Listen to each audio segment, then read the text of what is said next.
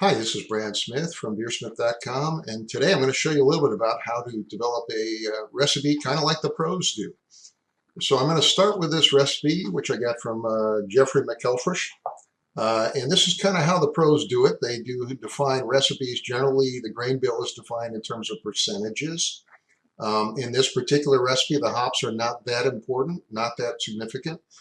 So he just specifies English hops. He specifies the yeast to use, and the critical parameters, the OG, FG, IBU, and the mash temperature. Again, the percentages and levels are used because the beer is often scaled. It might be brewed on several different systems. They're very specific about the malt because the malt is important in this particular recipe, but hops are not really that important. And they also assume that you kind of know how to brew. So I'm going to switch screens now over to the Beersmith web builder, actually the recipe builder on the web, which you can find at beersmithrecipes.com.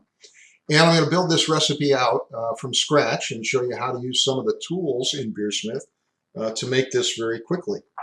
So here we go. Okay, now I've switched over to the Beersmith web-based recipe editor, which you can find at beersmithrecipes.com. If you just click on the trial button, or if you're a member, you can just click on your recipes. You'll get to my recipes here. I have cheated a little bit. I rather than sit here and enter every single element in the recipe, I basically just entered a pound of each of the malts, an ounce of the particular hops we're using, and then of course I added the English ale yeast at the bottom here. But you can see the amounts are all wrong.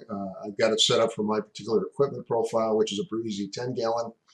And now I'm going to show you how to use some of the tools in Beersmith to take this recipe and make it match the pro recipe we had earlier. So the first tool we're going to do is we're going to click on the fermentable percent here to get our fermentable percentages right. And keep in mind, we're only working with a pound of each. So the percentages from the recipe that I showed you earlier were 86 here, 9 here, 5 here, and that's it. So we got 100%.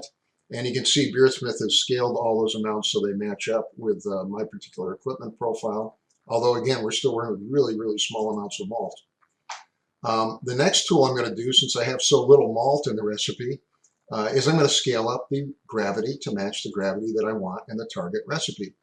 So if you recall, this was supposed to be 1.036, so it's a mild ale. It doesn't have a very high starting gravity.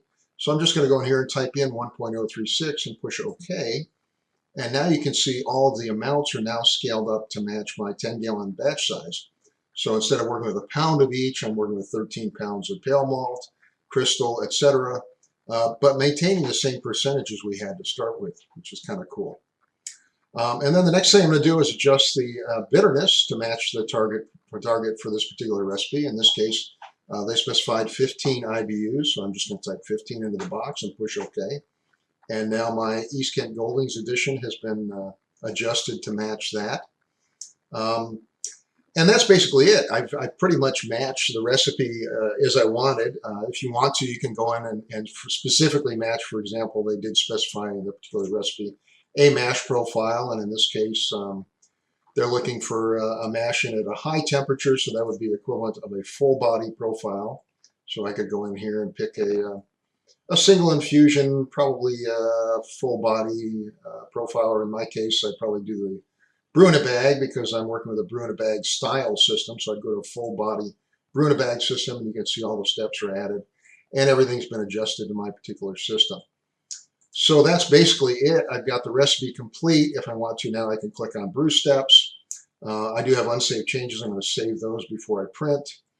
And now you can see it's got all the steps for building this recipe scaled to my particular system with the correct amounts of malt, the correct temperatures for the mash in, and all those things are done. I can walk outside and brew this on my system very easily.